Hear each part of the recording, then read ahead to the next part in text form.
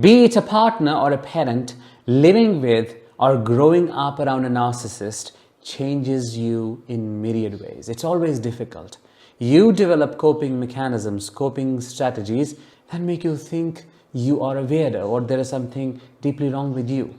What am I talking about? Let's watch a small video clip together to have a deeper understanding of things.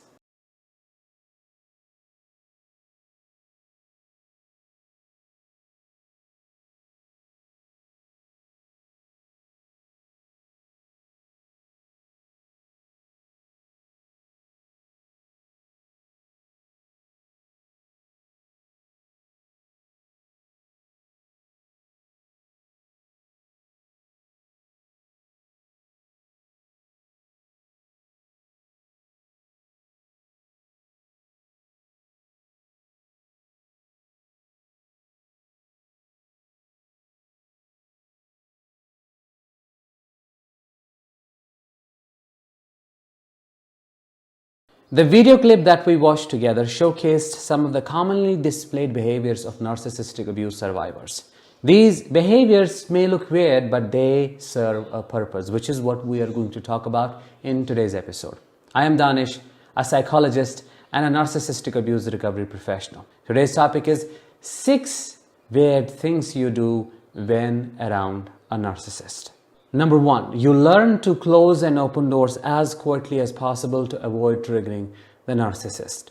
Narcissists keep searching for a reason to abuse you, to put you down, to scold you, to tell you off, to belittle you, to dehumanize you and blame you for not letting them live their life peacefully. One of the things they blame you for is making noise. So you have to become really cautious, really hyper-vigilant when closing and opening doors. One mistake, one little bit of noise, and there goes a narcissist throwing a big tantrum, trying to scrutinize you, ask you questions. Who did you open that door for? Where have you been? What were you trying to do? And so on. Why can't you let me be at peace? You learn to just become invisible in such a setting where your visibility is abused.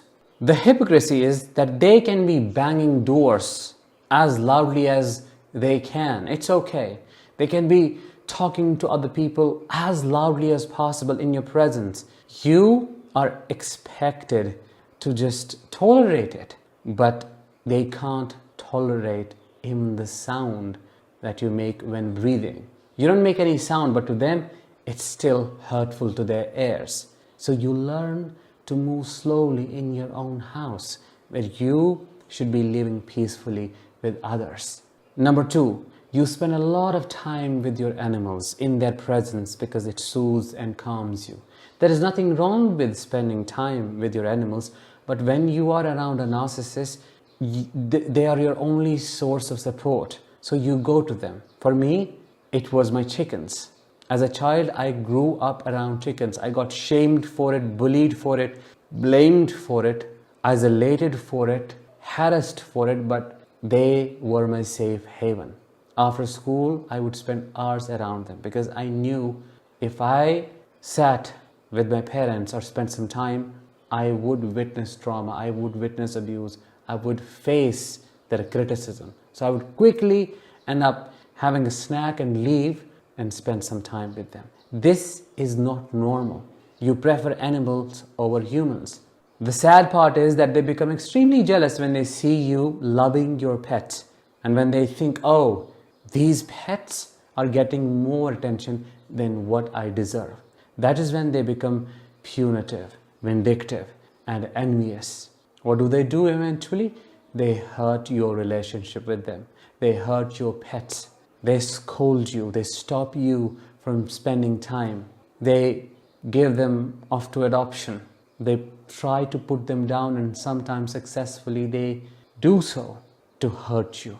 They don't ask you, they don't care about your consent whatsoever because they are only concerned about their emotions. And this pet or these pets, they become an obstacle in the narcissist way. It's sad, but it is the reality. Number 3, You become afraid of putting on headphones or listening to music in a way that would block all other sounds. That makes you feel really afraid because then you block your threat awareness. You do not know where it is going to come from and when it will happen. So what do, or what happens is that you start heading things which may be real or perceived, but you keep removing those AirPods, your headphones, to make sure everything is okay, to know if there is a fight going on, if it has erupted already and you need to hide or you need to intervene. That makes it extremely difficult to relax. And as a result of this, a lot of survivors then have super power of listening. They can listen to the subtlest of sounds that most people don't have, but they can. If you're one of those, let me know in the comments. Number 4, you learn to dissociate from your emotions, from your surroundings and everything in between. Why? Because things become overwhelming, things become overbearing and you can't cope. So you just leave your body, you leave your emotions, you flip the switch. Of course it happens unconsciously, and you stop feeling, which makes it easier for you to be, yes, at the expense of your emotional awareness, but that's how you become. And you can stare into nothingness for hours. You're dissociated, you're frozen. You may start doing something and then forget you had started it or you wanted to do it. For example, brushing your teeth or washing your face. The water may keep running for hours without your awareness of it happening. This may make you feel you have lost your mind or that you don't know how to be, you're not normal. But let me tell you this, dissociation is a biologically correct response to an environment like this, to an environment that is extremely overwhelming. There is nothing wrong with being this way in this context. Dissociation is necessary when pain becomes overwhelming and there is no resolution. You cannot leave the environment. You cannot fight back your predators, who are narcissists in this case. What will you do eventually? You will lessen the awareness of what is harming you to cope, to be, to live. Please accept yourself and be compassionate towards your suffering and know that it happened for a reason. Number 5, you cannot focus. It takes you a long time to read, learn, and comprehend. Trauma has impacted your brain, and research has proven that psychological trauma destroys, injures your brain. It's true. That is what happens. You take longer than your peers to read a book, to pass an exam, and you get scolded, shamed by your narcissistic parent. They compare you with others. They put you down and say, you're nothing. Say you have achieved nothing. Then this difficulty to accomplish things was created by them in the first place. It's so unjust. I can't put it in words. You keep remembering, but you can't because your memory is not working functionally. In other words, you do not have access to your executive functioning, which is necessary for you to access your memory. Things do not get stored in your long-term memory. They get wiped out instead because your brain reallocates the resources to short-term memory. You are able to process a million things in a given second, to scan your environment, to assess how big the threat is and how you should prepare for it. That is where your resources go. But when it comes to learning, you need to be at peace, you need to be relaxed. That is how you can access your subconscious, which is what does not happen in your case. So why judge yourself? Why compare yourself with others? It looks weird, but it's not. It makes sense, as I said in the last point. Number 6 and the last one, you learn to procrastinate. You struggle a lot with inaction. You're not a procrastinator. It's not a problem with your willingness.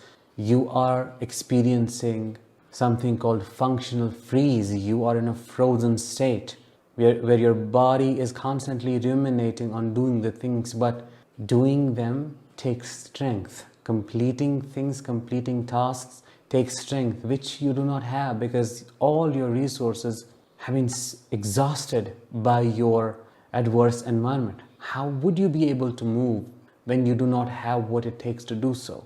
By that, I do not mean you're weak. What I'm trying to say is that you do not have the resources available or you're dead tired. One part of yours wants to do something, go out and explore the world.